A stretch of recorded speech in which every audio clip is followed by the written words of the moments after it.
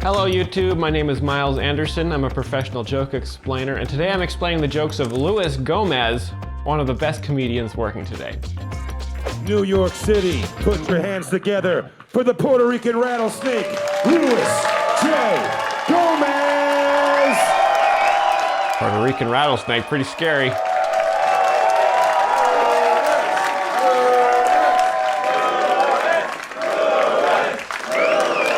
Whoa, he started his own name chant there. That was very smart. It's fucking great. I'm so excited to be here. This is really exciting. A lot of you guys probably know me. For those of you that don't know me, I just turned 41 years old on April Fool's Day. Thank you. April Fool's Day is my birthday. That's a very confident thing to say as a comedian. A lot of you guys probably know me.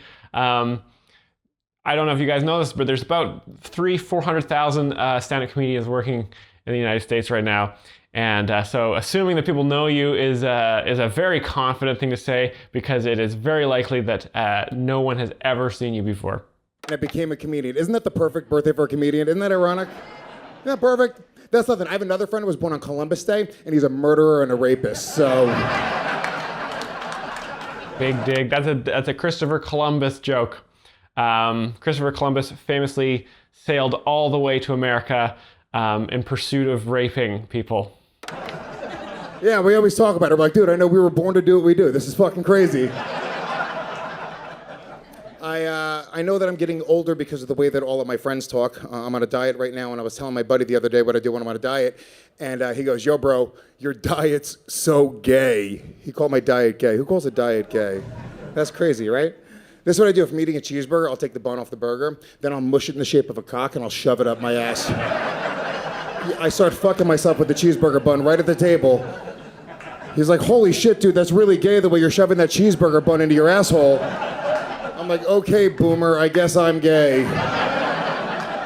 That's a very funny scene there of a man putting a burger in his butthole.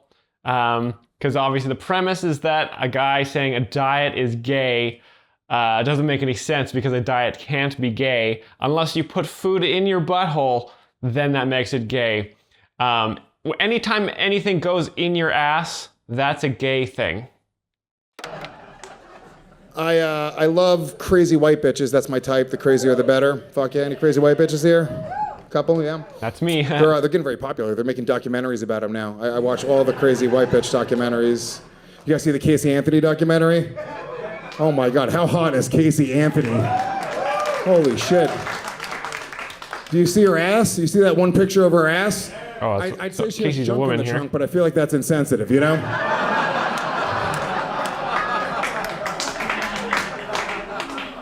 She murdered her daughter. Imagine what she could do to my cock. That is a dark bitch. You know she's good in bed. She murdered her child to go out and get laid. That was the first time that I realized that a woman could transition to become a man. I watched the Amber Heard and Johnny Depp trial. That's a funny joke about Casey Anthony, who I haven't heard about before, but apparently she's a woman who murdered her daughter and then went out to have sex. And that's funny because obviously that's a very dark thing to talk about, and then wanting to have sex with her is an unexpected thing, because, you know, normally you wouldn't be attracted to someone like that. So that's the joke there. Amber Heard is one of my favorite crazy white bitches. She's so hot. Oh my God. And she's a crazy bitch. What was the big thing that came out of that trial? She shit in his bed, right? That's a crazy bitch. She shit in his bed. You wanna know how hot she is? He fucking took her back. It didn't end there. They stayed together for months after that. That's some good pussy, right? She's so hot, I'd let her shit in my bed, on my couch, on my kitchen counters. I would put wee-wee pads all over the house. I would treat her like a new puppy, I really would. If she fucked up, I'd rub her nose in it, hit her with a newspaper, be like, no, Amber, bad Amber.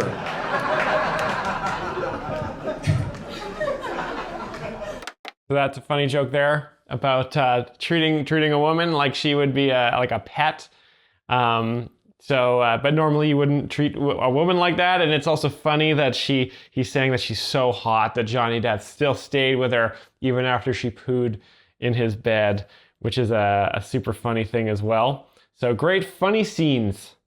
My favorite crazy white bitch out of all of these chicks was this chick, Michelle Carter. This is not as famous of a story, but it's a great one, okay? If you haven't heard this story, it's about two teenage kids. They were like 19 years old. They were dating for a while. And I guess when the girl went to go break up with the guy started threatening to kill himself, as we do. If you're not threatening to kill yourself, were you ever really in love? That's what I say. I threaten to kill myself anytime I argue with my girlfriend. I'm like, I will not do the dishes. I'd rather kill myself, you whore. I would rather die than take out the trash right now, just so you know. Put that on your fucking conscience. So this guy starts threatening to kill himself, right? And the girl, she's a hot 19-year-old girl, and she's mad at him. So her reaction, obviously, she's like, fucking kill yourself, you pussy. I want you to kill yourself, you little bitch. I bet you don't have the balls to kill yourself. She starts texting him this, right? That kid, he fucking killed himself. He did. Yeah, he did. And they took that girl's text messages and they put her on trial because they said that she coerced him into killing himself. And they actually put that girl in jail. And that girl should not be in jail. That girl should be in sales. You know what I'm saying? That bitch. Kind of a shocking joke about suicide here. I would never tell anyone to kill themselves at all. It could be a dangerous, a scary thing. If any of you guys are watching this video right now and thinking about killing yourself, don't do it. It's not worth it. It does get better. Luis Gomez is very funny, and you're gonna want to see a lot more of him. So do not do it. This is a closer. What are we doing? Get her on the phones. They say that in sales, right? The ABCs of sales, right? Always be causing your boyfriend to fucking kill himself. It's an old saying. That's not what ABC means. ABC means always be consistently closing credit cards. No, it means always be customer. It's not what it's. ABC doesn't mean always be killing your. Nah, that's a funny thing because that's not what ABC means.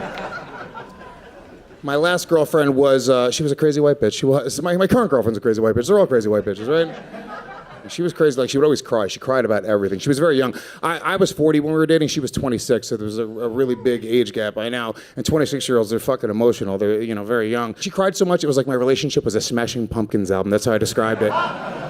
But she was 26, so she didn't get the reference. She was like, what does that even fucking mean? I had two pet names for her. It was Melancholy and the Infinite Sadness. That's what I would call her while she cried in the bedroom. I really would. Hell yeah, for having a 26-year-old girlfriend, big age gap. Age gaps mean you're a very successful man. She's like, I don't get it. Then after a little while, she started to catch on. I remember one time I was like, hey, babe, what's wrong? She's like, I don't know, the world is a vampire.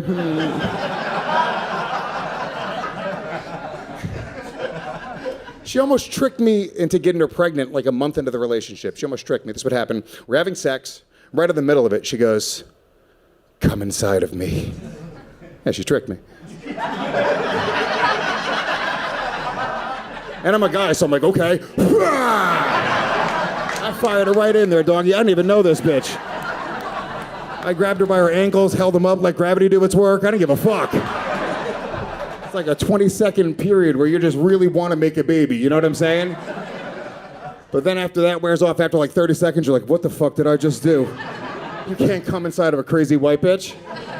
So you know what I did? I jumped up out of bed and I threw her down the stairs. I swear to God that's true. I threw her right down the fucking stairs. Hold on, I ran down the stairs, I kicked open the front door, I dragged her back up the stairs, then I flipped her on her belly, I rode her back down the stairs like a sled, like Home Alone. Do you guys remember Home Alone? I was like, right out the front door, onto the lawn. You guys remember Home Alone? I hit her in the head with a paint can, I was like, bang. Great Home Alone joke here. I blowtorched the top of her scalp. I don't know. This is really important. The joke here is is all about kind of references to the movie Home Alone. So if you guys know the movie Home Alone, this is a really great joke here. I know a lot about I was actually I played the young boy in Home Alone a long time ago. So that movie does mean a lot to me. I was like, keep the change, you filthy animal. Yeah, it was a really fun day on set shooting that scene. Everything else I'll be doing tonight will be jokes. That was the only true story that I wanted to share with you guys. I really wanted to.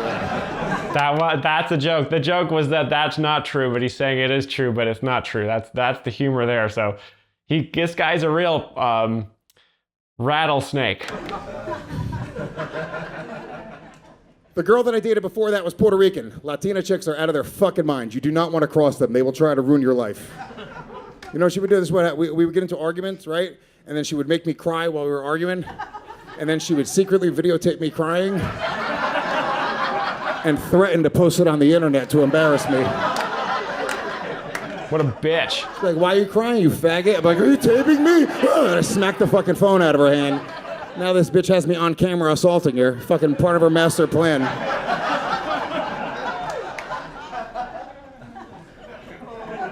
She was my ride or die. That was my ride or die girl, right?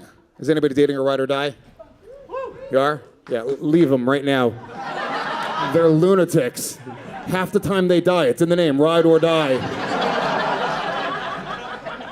I think you can always tell the type of woman you have when you're about to get into a fight with another man. I think there's 3 types of women in the world, and they show who they are when you are about to get into a fight, okay? First type of woman does not get involved. You do not want to have your girlfriend get involved if you're about to get into a fight with a guy, right? First type of woman does not get involved. About to get into a fight with a guy, like, yeah, fuck you, motherfucker. She stays out of it. That was my last girlfriend. She used to be in the corner of the room crying. Good, bitch, cry over there.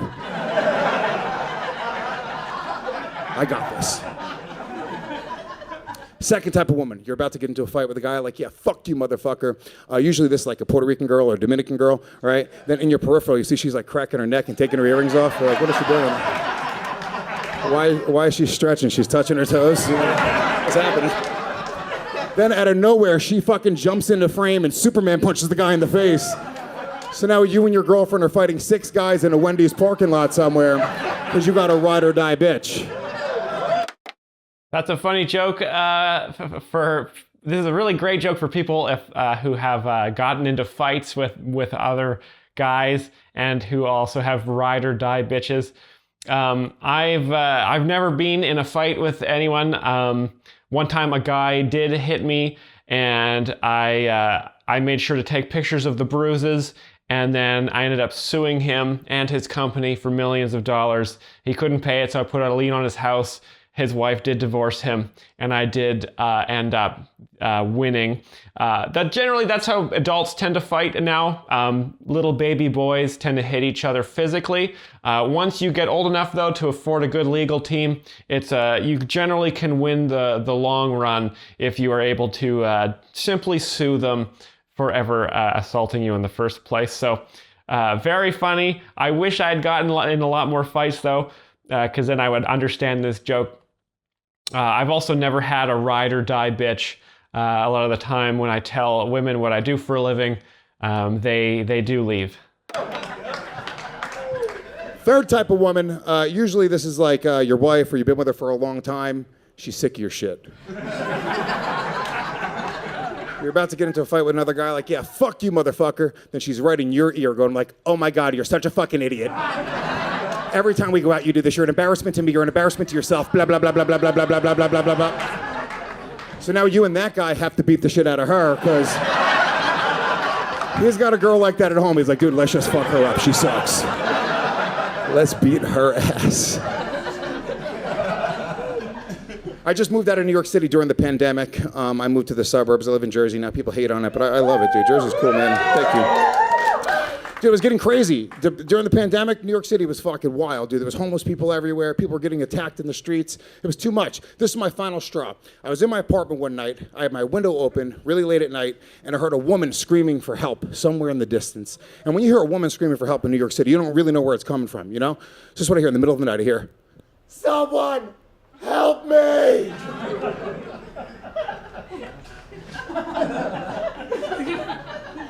Anybody! If you can hear my voice, do something! So I jumped up out of my bed and I ran over to my window and I was like, shh.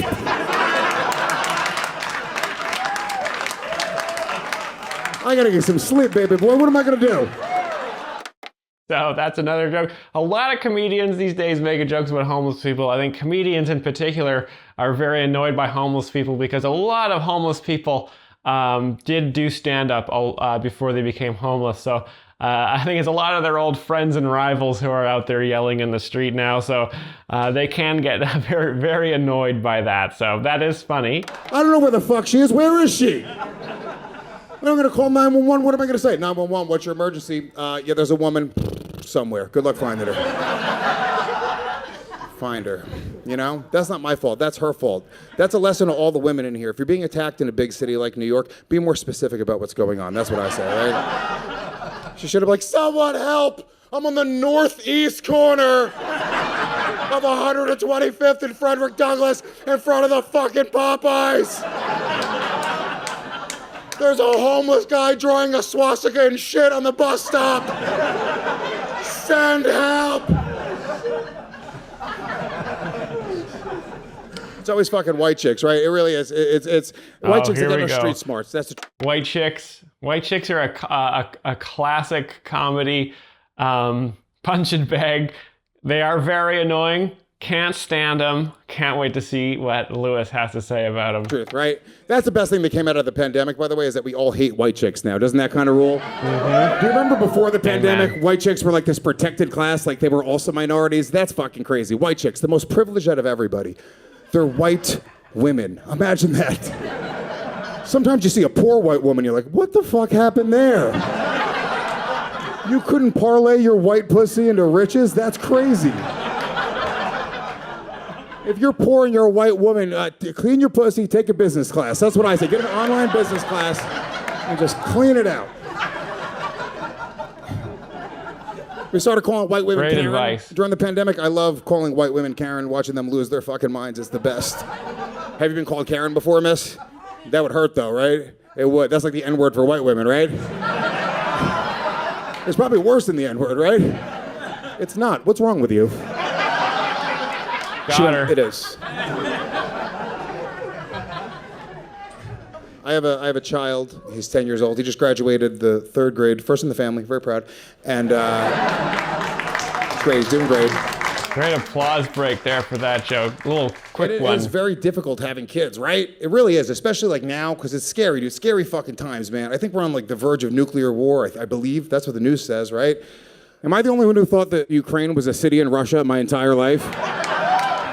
I swear to God, I thought they were attacking themselves. I was like, holy shit, Russia's attacking themselves. We can't beat them. Imagine you go to fight a guy, he starts punching himself in the face. You're like, this guy's a fucking lunatic. There's no beating him. I think that's a trick of the media. It's a trick of the news, right? They keep us watching. They talk. All right, so kind of a joke there about being poorly educated and not going past the 3rd grade. Which is always funny, you know. But I did learn. We did talk a lot about geopolitics where I went to school in the 3rd grade, and plus, you know, I did play a lot of tactical map games on the computer. So I learned a lot about that from. I actually learned most about my history through playing the Total War series. Video games. Nuclear war so much. They did that with North Korea a few years ago. Do you remember that? They were like, North Korea could hit us with their nukes. And I was like, no way, they can? They were like, yup, they can. Then I looked it up, and I found out that North Korea could only reach Hawaii with their nukes. I was like, okay, that's not us. You could fucking kill Hawaii right now. I wouldn't lose any sleep, I swear to God. What the fuck? What even are Hawaiians? Have you ever seen a Hawaiian in real life? Like, fucking pineapple Mexican-looking motherfuckers. Are they Asian? Are they Mexican? Who knows? I don't like them. I don't trust them. I said get rid of them. That's a little funny joke about Hawaiians there. And Luis Gomez not being able to categorize their race. It is a class, it's an American thing. We here in America, we really need to know what race you are as soon as we see you. It's very disturbing to not being able to really nail down your ethnicity, because we need to know what kind of jokes we can do in your presence. So again, if you guys are in the comment section, you know, please make it obvious what race you are, just so everyone can be relaxed. Yeah, man, having a kid, it is very difficult, you know? It's really hard. I'll tell you my biggest fear for my son. Do you remember in like the 9th or the 10th grade, everyone started experimenting sexually? Everyone started getting like blowjobs and handjobs and shit, right? I had 2 friends of mine who were really... Okay, I can... This is gonna be a tough one for me to understand. I didn't have sex until, I was well into my life. So I don't really know. I hope that this joke is still relatable here, but from what I understand, there's not that many teens are having sex in high school anyway. It's not like everybody. Most people don't. I'm not weird. Nerdy, and they couldn't get any girls to hook up with them. So eventually they got so sexually frustrated that they just started sucking each other's dicks after school every day.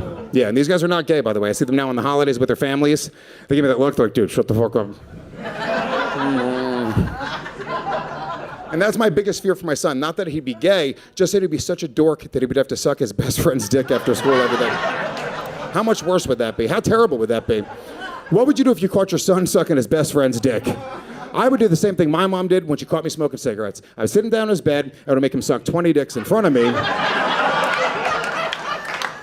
I'd make him suck an entire pack of dicks right there and then, unfiltered. Until he was sick, until he was green in the face, full of cum, just puking everywhere. Like, have you learned your lesson? Have you sucked enough cocks? Go play, you little knucklehead. So that's a gross scene there. Making his kids suck a whole bunch of dicks if he ever got caught sucking a dick.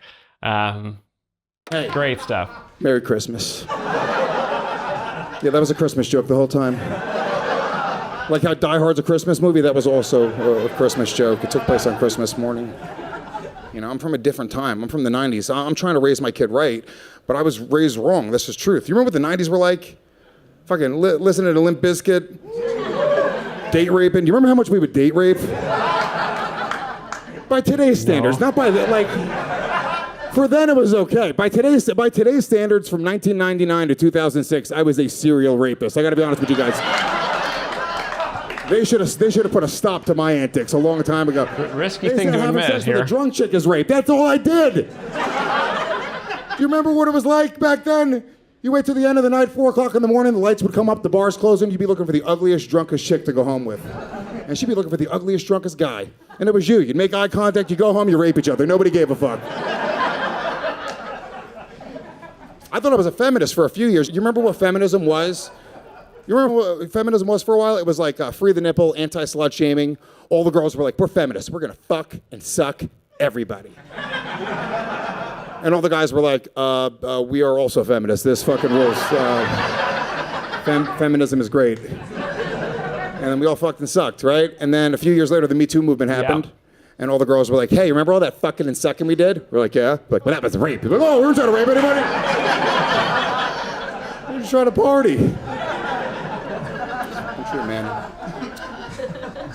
I am trying to raise my son for today, though, so I have to be more woke, right? To raise a kid in 2023, I have to be more open-minded and progressive, but it is very hard to teach an old dog new tricks. We were walking through the mall the other day, and we walked past Victoria's Secret, and you want to know what I noticed about Victoria's Secret now? All the angels, they became fat demons. They are so fat now. They fell from heaven into a pile of angels' food cake and just started fucking shoving their fucking faces into it. I don't know what the fuck happened to the angels. That's not a halo, that's an onion ring. They fucking take it down. Oh man, that's a funny fat joke. Oh God, yeah, that's so funny.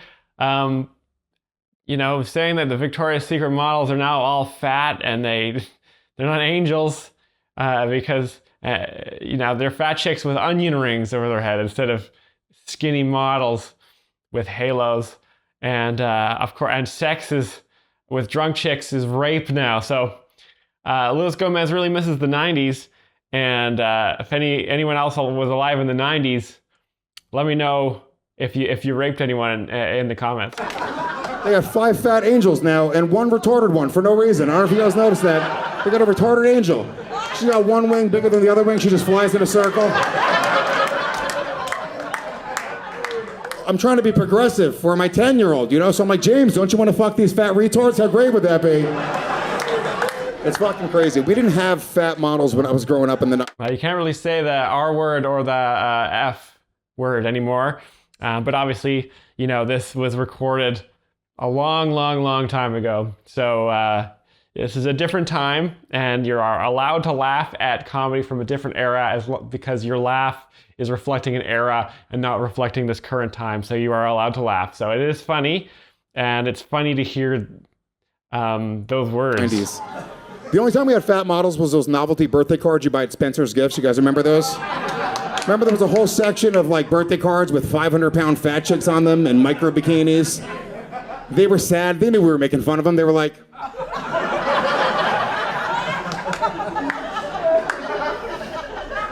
You give it to your buddy, you're like, get it? She's fucking fat. That's the whole joke. It's fucking hilarious, right? It's a good joke. You write something really clever on the inside of the card, like, I would have gotten you a cake, but this fat bitch ate it. Happy birthday. The good old days, man. They're making the movies very inclusive now, very woke. I think it's good. I think white people have had it too good for too long. Some people get very upset. They made The Little Mermaid black. Some people were really mad about that. How do you not have bigger fish to fry? I mean... Thank you. Hey, that's Yeah, it's a Little fish Mermaid. joke. Fish joke, very good. So that's good. He explained it himself. I love it when comics do that. I don't have to do it. He just says out loud what the joke is there. So thank you so much, Lewis. Hard fish. It's a black joke. I got the black chick involved too. She got excited. You saw that? She's like, ooh, tartar sauce. Hell yeah. I think it's great that The Little Mermaid's black. I really do. They're going to change the movie, obviously. I didn't see it, but I'm assuming they changed it, right? Now they're calling it Lil Mermaid. L-I-L... apostrophe mermaid. That's a joke there about in black culture, rappers will often have Lil as a prefix to their name, like famous rappers Lil Drake. And Lil Mermaid, she can't swim. That's the thing. Yeah. Little Mermaid's afraid of the water. She's afraid of water. She's afraid of dogs. Don't bring a dog around Little Mermaid. She'll lose her fucking mind. The whole movie, she's just sitting on a stoop, braiding her cousin's hair, smoking a blunt. That's the entire movie. Sebastian's there. He's a lobster that identifies as a crab. He's trans. My son loves the new Spider-Man series, the Spider-Verse series with Miles Morales. Have you guys seen this one? It's the first ever half black, half Latino Spider-Man. I hadn't seen the movie, but it was pretty amazing because my son was watching the first one a few months ago. He was on the floor in the living room watching it, and I walked in halfway through the movie. I had never seen the movie before, but for the first time, I see my son looking at Spider-Man, who has the same skin color as him. My son's Puerto Rican like me, you know? So he's looking at his favorite superhero, and he's got the same skin color as him, and it's pretty amazing, you know? But I hadn't seen the movie, so I was like, who the fuck is this Puerto Rican kid who stole Spider-Man's suit? Spider-Man's about to come fuck him up. Oh, I can't wait. Watch. See, Spider-Man is the dorky white kid who probably sucks his best friend's dick after school every day. I've had some experience with these types of people.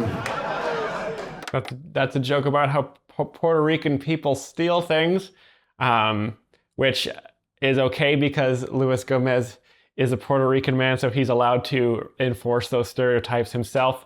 But no one else is allowed.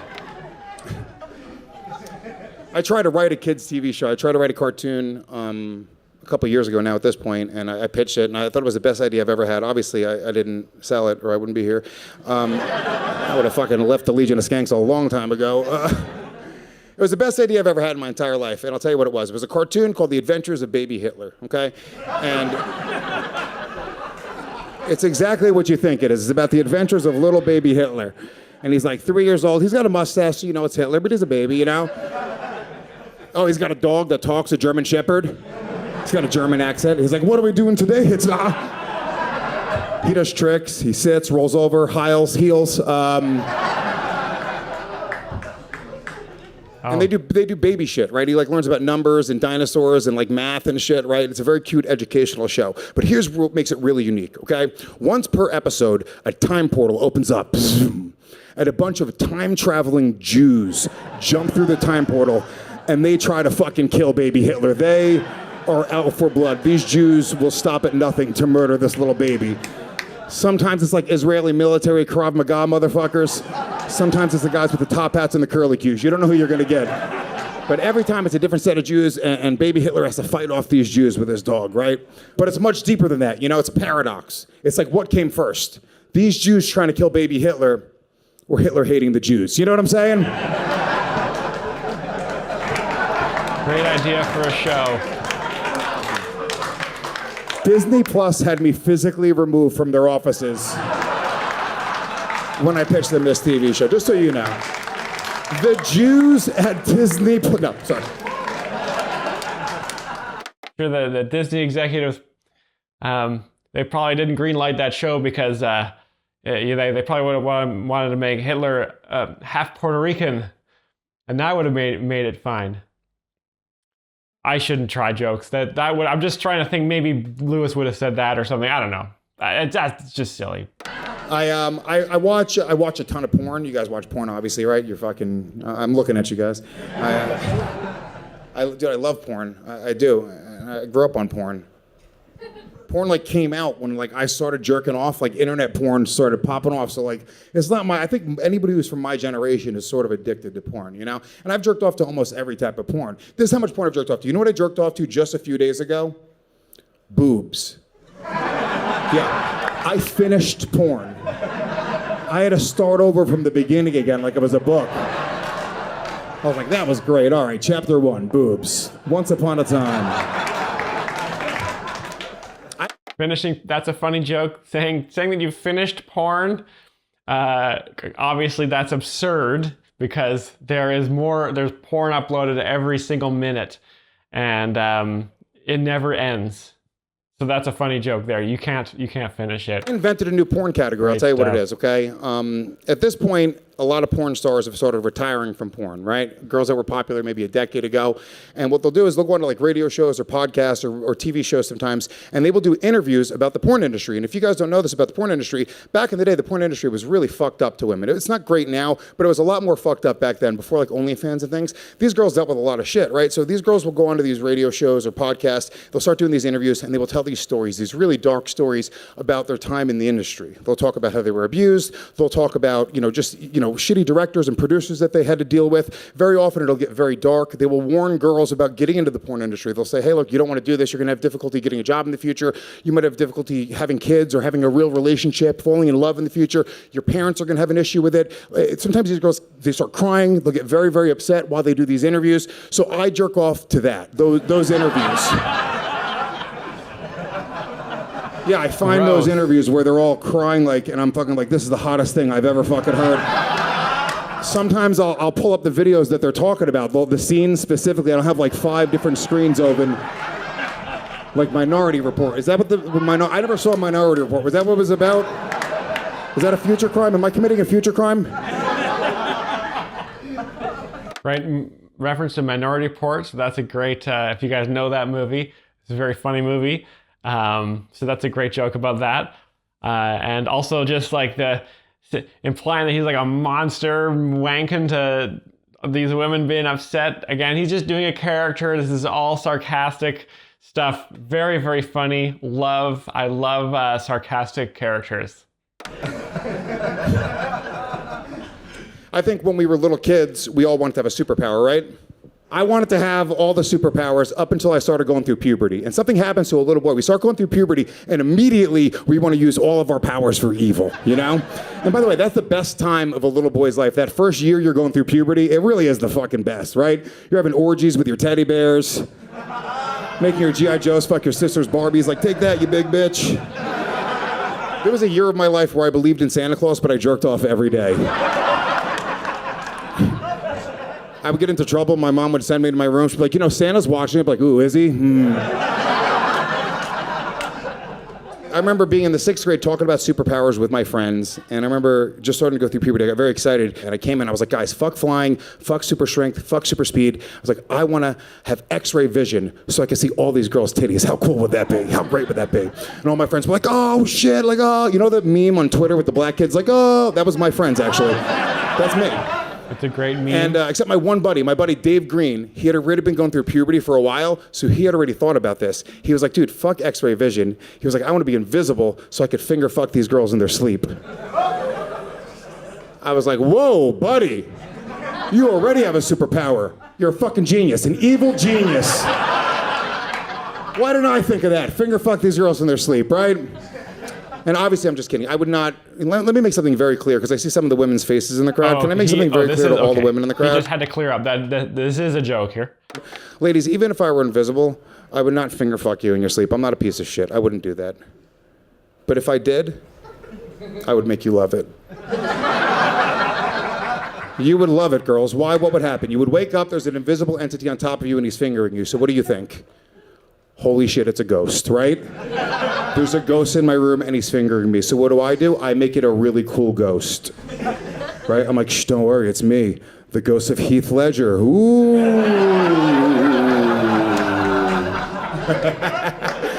Now you got a story about getting finger fucked by the ghost of Heath Ledger. That's a great story. You're welcome. Heath Ledger, very funny. A lot of you guys know that I do a podcast called The Legion of Skanks. Not this guy. Okay. I didn't know that Legion of Skanks is a podcast. I thought it was like a division of the Coast Guard or something, but it is a podcast. Very cool. This guy's like, what the fuck is a podcast? Sarah, it's like a radio show on your phone, if you could imagine that.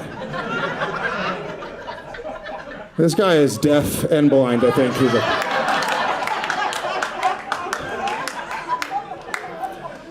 So this podcast, The Legion of Skanks, it's also known as the most offensive podcast on earth, if you guys don't know. I'll give you an example. One of the podcast episodes was titled Bill Cosby Rape Victim Beauty Pageant. Okay. So it's okay. So it's known as the most offensive podcast on earth. I understand. I think that also means it's good. Because I know that the more offensive things are, the better they are. Generally, also that's the rule in comedy as well. The more horrifying of a thing you say, the funnier it is because it's shocking, and that therefore makes you laugh. This episode, we took all of Bill Cosby's alleged rape victims, and we put them in order of fuckability from like 1 to 180. It was crazy. It took us like a month. It was nuts. It's a very offensive show, but we have one rule in the show, and the one rule in that show is that we do not apologize for jokes. We don't apologize publicly. Don't clap. We don't apologize publicly for jokes. Because we apologize behind closed doors all the fucking time. You guys just don't see it because it's not cool to apologize for jokes on behalf of the most offensive podcast on earth. At this point in my life, I've had to apologize to 3 separate mentally handicapped athletes on behalf of the Legion of Skanks podcast. 3 times. This is how often we're making fun of them, right? The first one was like 8 years ago. There was a mentally handicapped dance team from the Midwest. And these girls got so good at retarded dancing that they made it all the way to the Special Olympics, and ESPN decided to do a feature on them and put them on television. Me and my podcast co-host, we saw that, we thought it was fucking hilarious. First of all, these bitches couldn't dance. What do you want me to say?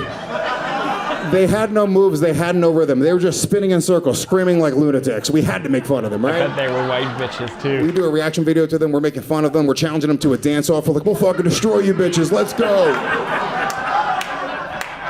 One of the girls' moms saw the video of us making fun of their daughters, and she freaked out, rightfully so. She called the studio, she's screaming, she's yelling, she's threatening to sue us. They put me on the phone to smooth it over. Uh-oh. And I waste no time. I apologized right away. I was like, oh my God, miss, I'm so sorry. First of all, I had no idea that retarded people knew how to use the internet, much less subscribe to an RSS feed. Good for her. She goes, you don't have to apologize to me, you have to apologize to my daughter. And then she put her 16-year-old mentally handicapped daughter on the phone. And I apologized very sincerely. And do you want to know what the daughter's reaction was? She goes, duh. No, she didn't do that. Wow. Sort of. So that's an offensive thing to say, which is funny because, you know, in normal polite society, we don't say these things or do these things because, you know, we're all trying to sort of get along with each other. But when you're purposely offensive like that, it's very funny because, you know, you don't expect it, and it's therefore hilarious. So great, that was a great joke. Punching a dog. She jumped through the window, started stomping on cars. We never saw her again. You want to know what her real reaction was? I apologized, and her real reaction, she goes, it's okay, I forgive you. I know, I felt like a piece of shit. I was like, that's it. We've learned our lesson. We're never making fun of another mentally handicapped athlete again. So here we are 2 months later watching ESPN. Oh, they're going to do it. And I shit you not, there is a mentally handicapped boxer from England who got so good at retarded boxing, he made it all the way to fucking ESPN. We had to make fun of him. I know this guy, Conor McGregor. He had no moves, he had no rhythm, he couldn't fucking box. By the way, the name of that episode of our podcast was Beat 'em Downs. It's not okay. I know it's not okay. That's a funny name. That's a reference to Down syndrome, which is a sort of a condition that affects people and gives them developmental disabilities, which, you know, normally isn't funny, but obviously in this context, it is a comedy show. That is funny. And I've accepted that now. It's shocking. It's same thing. The kid's family was furious. They called the studio. They're screaming. They're yelling. This time it was the kid's brother. Really letting me have it for like 20 minutes, making me feel like a piece of shit. But it was a lot worse this time because he had a British accent. So I thought I was talking to the retarded kid the whole time. Go. Here comes the accent. He's like, we saw your video. We thought it was poppycock. I was like, oh, this poor kid. He can barely speak. Poor guy. And the third mentally handicapped athlete that we had to apologize to on behalf of the Legion of Skanks podcast was Brendan Schaub, who is a comedian and a former MMA fighter. All right, New York City, I gotta go. Thank you so much. I love you guys. Truly the best. Big dig at Brendan Schaub there at the end with his closer. Bit of name comedy there.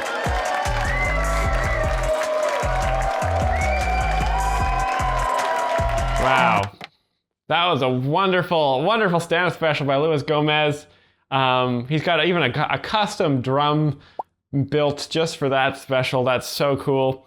You know, he's a dark comedian doing dark jokes. Dark jokes are the funniest kinds of jokes. If you guys were offended by anything he said in this set, you know, you're just a kind of a little cuckold soy boy who should probably move out of his mom's basement and stop sucking so much dick. Thanks so much for watching, guys. If you want to see more of these videos, please like and subscribe. If you're a Luis Gomez fan who wants to brigade our Discord, just check the link down below and you can come on in there, have a good time.